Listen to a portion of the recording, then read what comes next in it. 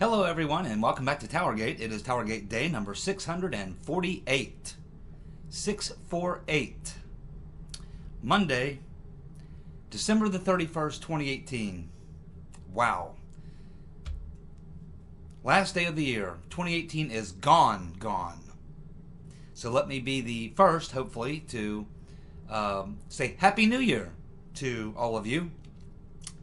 And it's been a hell of a year in 2018, has it not? Man, we have been through a lot of ups and downs, a lot of twists and turns. And we continue to go down the road.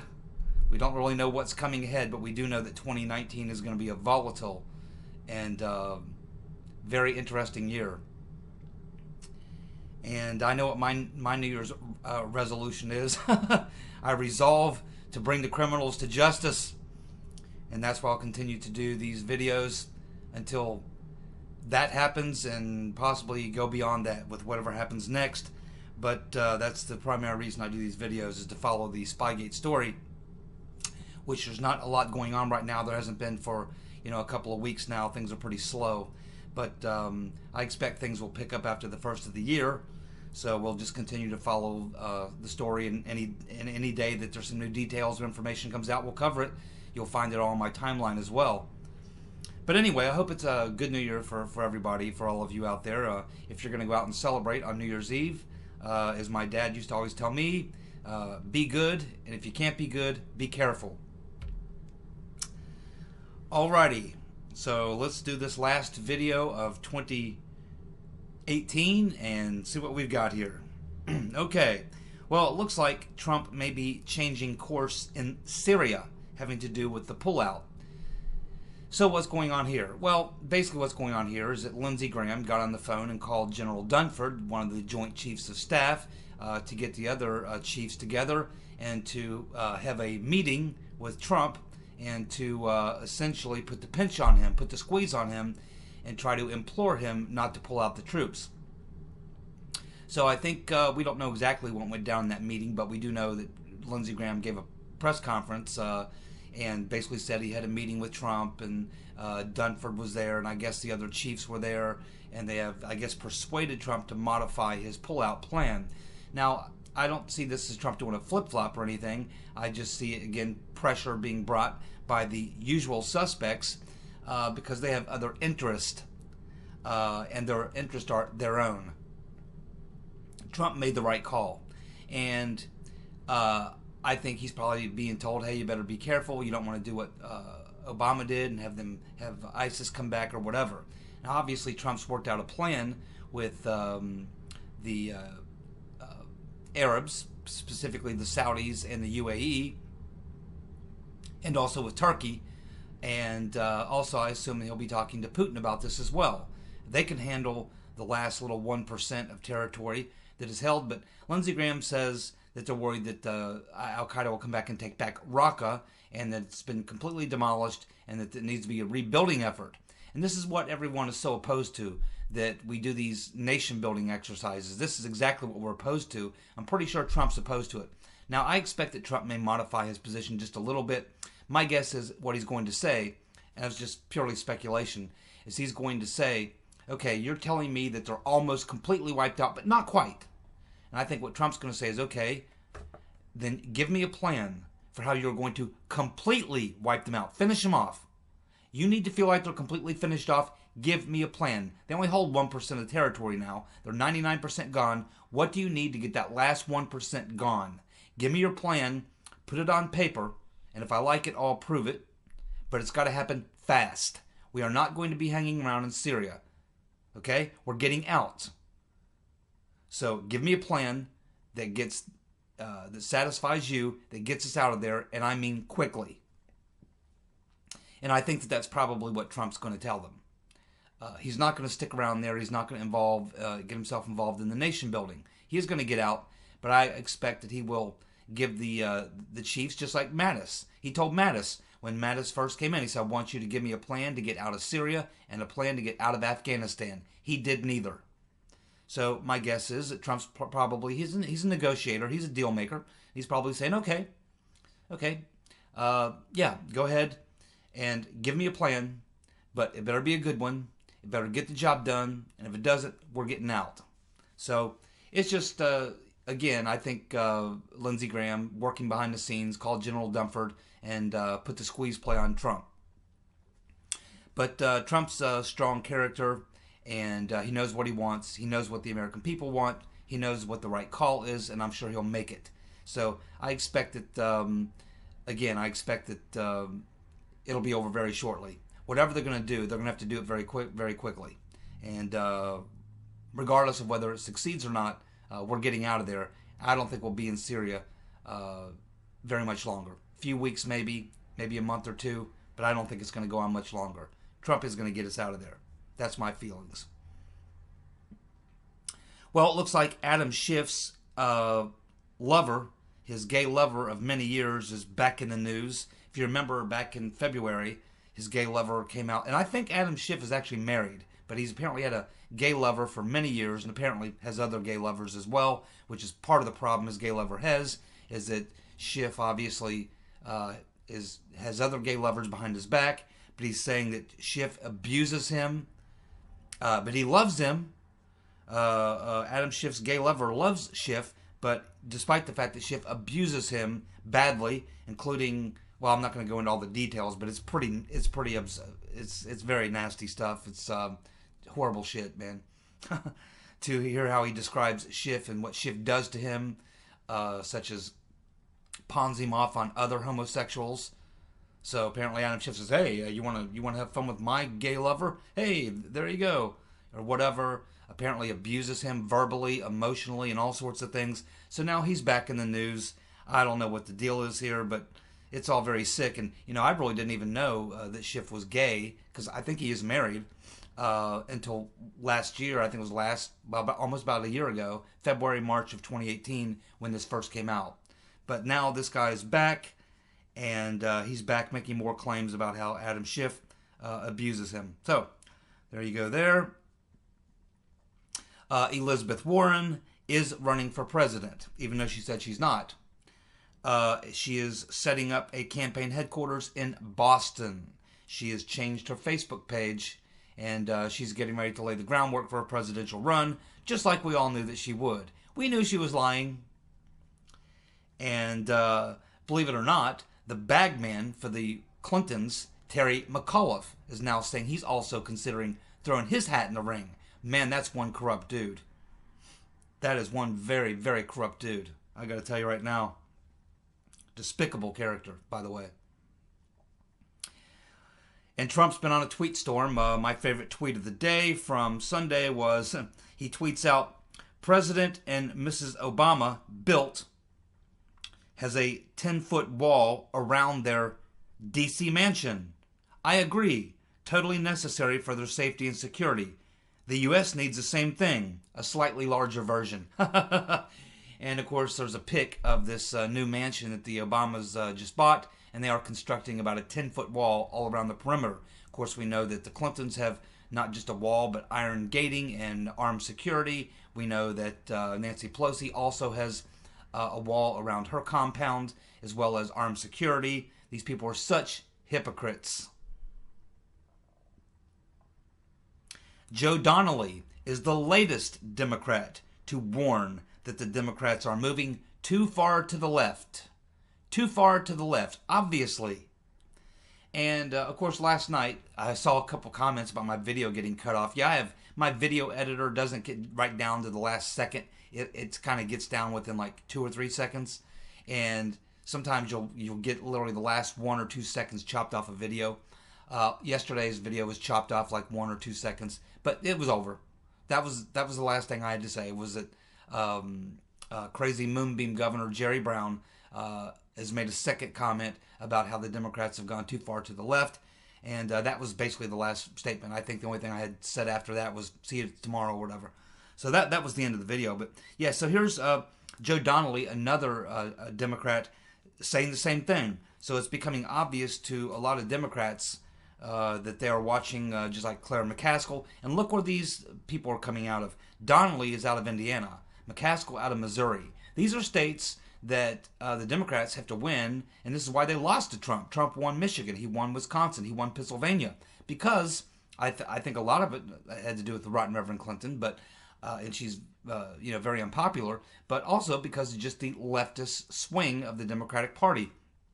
They've just gone way, way too far to the left, and now the largest caucus in the Democratic Party is the Democratic Socialists. They're only going to go farther and farther left, as we're going to see once Nancy gets the gavel. And so these Democrats across the country in these purple states and in these states in the heartland are saying, hey, you're going way too far to the left, and eventually the Democratic Party, they'll be able to have California, they'll be able to have New York, New Jersey, and some of the Northeast, but they're going to be losing a lot of voters in the heartland and in some of these states that we call purple states, like New Mexico, possibly Colorado, places like that can go either way. But I think the Democrat plan has been for the past probably 10, 20 years that they believe that if they could get enough illegal immigration, enough illegal immigrants into places like Florida and Texas, that they could have their far left-wing agenda and win national elections, because if they got California, New York, New Jersey, the East Coast, and then you add to that Texas and Florida, that would probably allow them to be able to win just because of the amount of electoral votes available to them in those big states. And I think that's been their plan for a very long time, which is why they're so hardcore against any type of immigration policy, because it's the only way that they can remain far left and still hope to win national elections. I think that that's really where the heart of this battle is. Well, Rudy Giuliani was on Fox and Friends this morning. He really went off. He's really starting to, show his anger. So Giuliani's on, and he says that, of course, he reiterated what he said earlier in the week, that he will not allow Trump to talk to Mueller under any circumstances. And he says that, and he also said that Mueller was the insurance policy. Mueller was the insurance policy. And a lot of people talk about, well, what did Strzok mean by the insurance policy? And to a large extent, I agree. I don't know that it was Mueller specifically was the insurance policy, but the plot itself, the insurance policy, was to make sure that if they fail to take Trump out as a candidate, that they have a plan, that if he wins the election, that they have a plan to take him out and destroy his presidency, get him impeached or whatever. And of course, Uncle Bob, I think, is a part of that plot. I don't know if that's exactly what Strzok was talking about, but it really doesn't matter. The bottom line is, we know that Uncle Bob has pretty much hit the end of the road with any concessions he's going to get from Trump or any of his attorneys at this point, and that's good. The only problem is it's about a year and a half too late. And Judicial Watch has received more documents as a result of a FOIA request. And these documents, again, prove more and more evidence of what we've already known. We continue to get more and more evidence to prove what we already know. And so the documents that he was interested in, Judicial Watch was interested in, was getting documents that were communications between the FBI and various people, including, in this last batch that they were looking at, any documents that they had and communications with Orbis Intelligence, which of course is the intelligence firm that Christopher Steele and his partner Christopher Burrows own or run, however you want to look at it. So the newest documents show that the DOJ and the FBI lied again, that Steele was admonished by the FBI, and you can see the document. Tom Fitton has put it up on the website. You can see the document. It clearly shows that Steele was admonished by the FBI in February of 2016.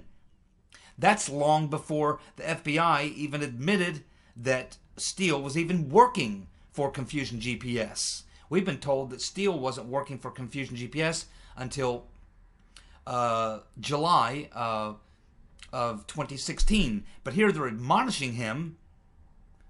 In a document, they're admonishing him, the FBI admonishing Steele in February of 2016, which was long before the FISA warrants were signed. And Papadopoulos was doing this interview with Tracy Beans, and then he did another interview with someone, I can't remember who that was, about a week later, And he had stated that, just from what he is learning in hindsight, that he believes, because remember, a lot of the stuff that was going on with Papadopoulos was happening back early, very early in 2017, February, March, and April. And Papadopoulos is saying that he is feeling at this point, based on all the contacts he was having, is that these operations against the Trump campaign and him and others began much earlier than the summer of 2016. And he says he believes as early as late 2015. And that, if you remember, many months ago, I was talking about this 6-agency task force. The 6-agency task force put together by Mr. Potato Head, John Brennan. And that's when I was saying, you know what? That was the origin of all of this. That is really when all the stuff that was happening in London with Papadopoulos and Halper and Misfid and Carter Page, this stuff was all really being cultivated back early in 2017, February and March of 2017. And we're told that it was right around the end of March or early April when Brennan set up the 6-agency multi-task force. And that's when all these players started coming into the picture. So that's why I said many, many months ago that if you want to unravel the origins of when all these things started happening, that someone was going to need to really dig into the 6-agency task force and start asking questions about that to Strzok, to Page, to Comey, to McCabe, to Brennan, to Clapper, and Christopher Steele, and all these other players. Because that really was the origin for how this whole thing got started. And I hope someday that we'll get there. I wrote Jim Jordan 2 personal letters. Handwritten letters, envelopes, with stamps on them. 2 personal letters about the multi-agency task force. I did the same for Mark Meadows and one other person, I think Ratcliffe, many, many months ago. And but I've never really seen any movement on this or heard anybody talk about it. But that's my take on it. It has been for a very long time. I'll continue to stick with that. It's what my research has showed me, that was really the origins of all this stuff getting started. It wasn't late April, May, or June of 2016. It was actually back in February, March of 2016 is really when these operations began, and all grew out of the 6-agency multi-task force. And I've named all the players who were part of that. Jeff Carlson's done a lot of research on this himself. And so all the evidence is there. You just need to look at it. Well, Goodlatte and Gowdy are now saying that the Mueller report must be trusted. We must trust the Mueller report. Boy, oh boy. You know, you really can't tell the good guys from the bad guys anymore. And, you know, Claire McCaskill was doing an interview again about 2 weeks ago. And in this interview, she said that the truth is that there's a lot of Republicans, that specifically in the Senate, but Republicans in Washington, that really hate Trump, that really don't like him at all, that disagree with him on just about everything. But she says that they're terrified to come out and oppose Trump because he's so popular with his base. So they're forced to go along with him publicly. But she said behind the scenes, a lot of these Republicans would like to see Trump gone. That's what Claire McCaskill said. And she's right. There's very, very, very few people he can trust in Washington. And I can tell you one of them I don't trust as far as I can throw is Lindsey Graham. You know, I just don't trust Lindsey Graham. I've been watching him for too long. I just don't trust him. I think he'd flip on Trump on a dime and stick a knife in his back in a heartbeat. Graham pursues his own interest. And I'll tell you someone else who I don't trust as far as I can throw. That would be Mike Pence. Mike Pence. Does anybody remember back when the Billy Bush tape came out where Trump talked about, you know, grabbing women by the pussy? And at that point, that started a series of emails, and included in that email chain, and they were being initiated by Paul Ryan, Big Ears, Eddie Munster, Paul Ryan. And in that chain, and a couple direct emails, one specifically that got a lot of play that many of you may remember, was when that came out and Paul Ryan was communicating with Mike Pence.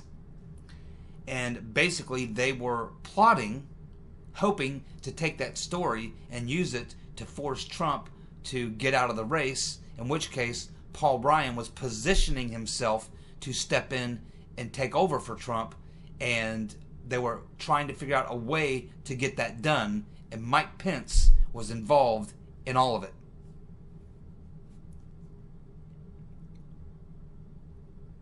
Well, the Yellow Vest have now stormed Emmanuel Macron's holiday residence. He's not safe anywhere. There's nowhere to go. And as I said yesterday, there's nowhere really for Macron to go. He doesn't have the solutions to the problems, and even if he did, they wouldn't be accepted by the masses. And the fact of the matter is, if you look at these groups in France, there's probably 19 different groups with 19 different agendas on what they think they should do. There's not one single bit of consensus anywhere in that country. Not any single group that has more than 5 or 7, 8, 10% tops of people can agree on something that they should do. That's why I say it's an impossible situation to repair. Macron, he may survive throughout his term, but he's going to have a very, very difficult time remaining. It's not going to be a very pleasant experience for Macron for the remainder of his presidency over there. And he may make it to the end, I don't know, but it's going to be very unpleasant. And especially when the Yellow Vests are showing up at your vacation home, which I understand is like a medieval castle. So apparently Macron has a vacation home which is like a medieval castle. So maybe he's got a moat or something. I don't know. That's what we need. We need a moat at our border. I think I told somebody that in the comments section. My idea, instead of a wall, would be to dig a trench, a canal about 15 feet deep and about 20 feet wide, with high fencing on both sides, with concertina wire on the top, and then I would fill the canal with crocodiles and piranha. That's how I'd solve the problem. But that's just me. I'm kind of an eccentric. And I like medieval castles and moats and piranhas. I used to raise piranhas, by the way. I used to raise piranhas. I had about 20 aquariums. I'd raise them, sell them to pet stores and people. And so I had quite the piranha collection, red and black. Actually, at one time, I was in the local Cincinnati Enquirer for having what the zookeeper down at the Cincinnati Zoo said was the largest red piranha they'd ever seen in captivity. I eventually had to give him to, I can't really say who, but I had to give him to someone, and because he was eating me out of house and home. He was literally eating about 3 to 4 dozen goldfish a day. My piranha feed budget was about $500 a month. When my piranha started having a larger grocery budget than I did, that's when I found the new hobby. No more piranha. They're gone. But I got a lot of good video. A lot of good video. Let's see. CNN did a segment on how Trump is offending witches. Because he's always talking about the Mueller witch hunt. I remember when Slick Willie had the special prosecutor up his butt back in the 90s, and that was a term that he used often as well, the witch hunt. And Hillary was talking about a vast right-wing conspiracy, all these sorts of things. CNN had no problem with that at the time. In fact, they were probably on board with it. But here again, it's just they'll do anything to attack Trump. And on a slow news day, they got to drag out some crazy story like Trump offending witches. Completely ridiculous. That's CNN for you. That's what passes off for news these days. Well, it appears that John F and Kerry, who, by the way, served in Vietnam, John F and Kerry and some other elites are challenging a law in France that allows migrants access to a private beach, where Kerry and some other elitists have beachfront mansions. This is in an exclusive area called Saint-Briac. So Kerry, along with some other elites, have beachfront mansions in this place in France called Saint-Briac, and they are now taking legal action to try to prevent the migrants from crossing through their private beach to get to the public beaches there in this particular area, which typically has been what they describe as, quote, a playground for the elite. Playground for the elite. John F and Kerry. John F and Kerry. I imagine he's opposed to the wall here in America. Only people like John F and Kerry, who by the way served in Vietnam, along with the Right Reverend Clinton, the Obamas, and the elites like them, only they feel that they should have walls, barriers, security, armed guards, and various things to protect them. Because they're special. Oh, they're special. And the rest of us, we're just mutts. Roger Stone has taken a lie detector test and passed with flying colors. And I guess he did this on his own, but he posted up a couple of questions that were specifically targeting, asking if he was in any way, shape, or form associated with Hillary's emails, DNC emails, Podesta emails, working with Julian Assange, Russian collusion, or anything else. And he came up clean. And I believe it. I don't believe Roger Stone would have anything to do with it. Mainly because he's just not that, he's not a player at that level. If this was a real situation, if there really was a plot with the Russians and Trump and WikiLeaks or whatever, if there was a plot like that, the Russians, Trump, or no one else would select Roger Stone to be in the mix as a player.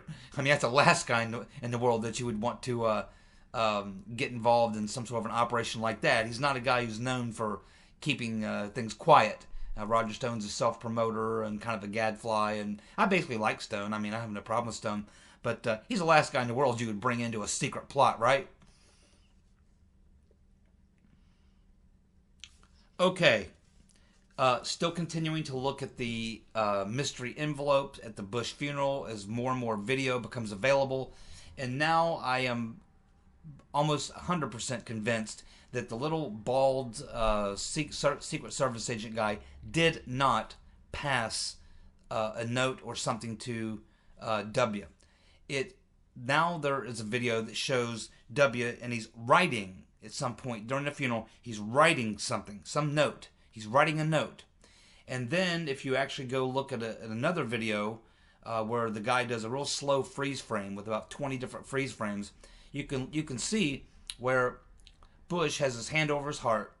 Laura's standing next to him. She's got this program in her hand. Jeb is standing there, his hand over his heart. They're watching the casket as it's just coming to the end of the beginning of the aisle, right where they're standing. At which point, just as the casket is starting to come by their row, you see Bush remove his hand, and then he kind of turns this way just a little bit. Then you see Laura look over at him. So obviously Bush must have nudged her. And then you kind of see, you don't really see him pass or something because you can't see his arm, but you can see that he got her attention. And at that point, once he gets her attention, then you see her look down, and for, like I said, probably 5, 6, 7 seconds, she's looking down. And then she gets that look on her face, and then that's when she turns to Jeb. So it looks like that whatever Laura and Jeb saw was possibly something that W himself had written on a note or on some paper or something. He had written something. He was writing something. And that appears to be what he gave to Laura, who then showed Jeb, which resulted in the shock and horror on their faces as a result. And I guess what is most interesting to me about this specific part of this mystery is why would Bush, W. Bush, wait for that exact moment or hold off to that exact moment? I mean, of all the times that was available, I mean, they had plenty of time before that. There would have been plenty of time after the funeral. But for some reason, it's right at the moment when the casket is just coming right next to them, where it's right there at their aisle. And everybody's turned and looking at the casket.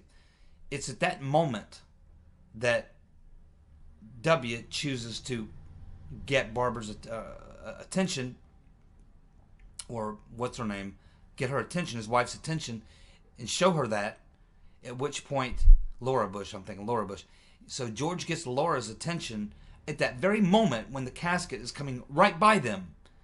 And it's obviously something that's pretty horrifying or shocking, and we can assume it's negative, bad, whatever. Why would he do it then? Why wouldn't he have done it earlier if he was going to do it? Or why not wait till after the funeral? Now, there's a lot of people who say that that he was whisked away to Gitmo afterwards, but that's not true, because after the funeral, he and Laura made another appearance, and they were together later that day making another appearance. So he wasn't whisked off to Gitmo. So that's not true. There is other reports on the internet. I'm not sure how reliable these are, but reports that a lot of these people who got these mystery envelopes have not been engaged in social media very much. Apparently, the Hillary posted up an old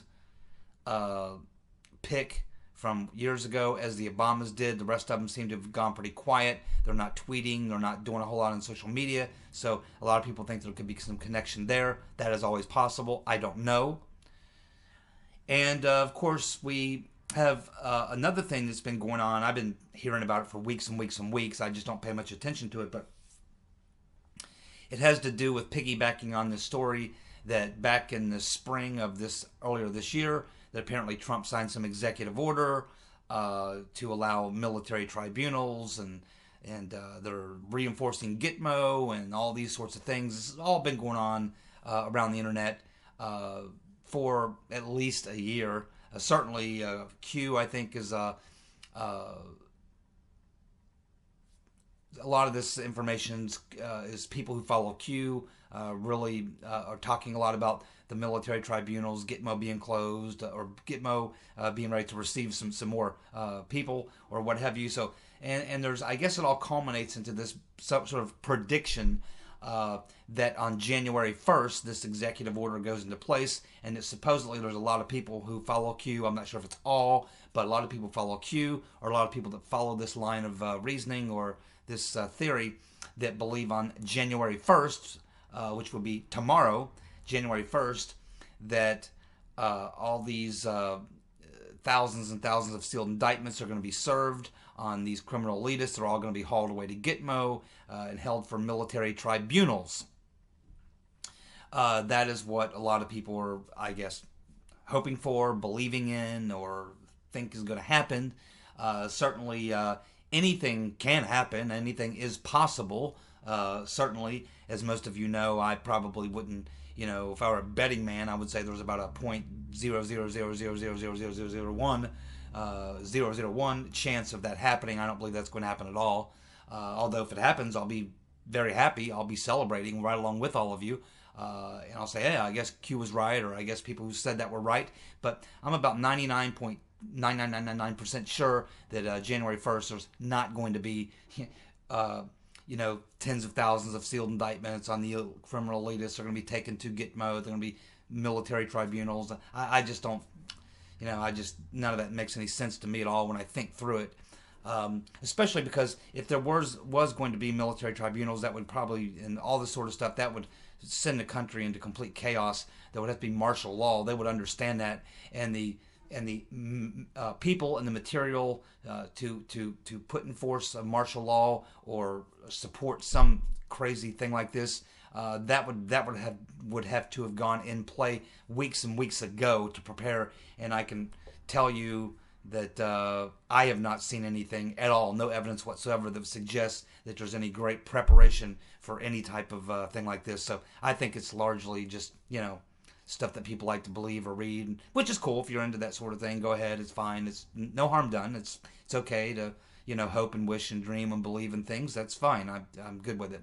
It's just not my deal. But for those of you who are hoping for that, hey, hopefully you're right. I love to be wrong about that. But anyway, finally, so thank you so much for tuning in. I appreciate it. And you all have a very happy New Year. I expect I'll be doing a video on New Year's Day. Probably a slow news day, but I'll be doing a video on that day. But anyway, I'll see you then, and you guys have a happy New Year. Be safe. All right, see you. Bye.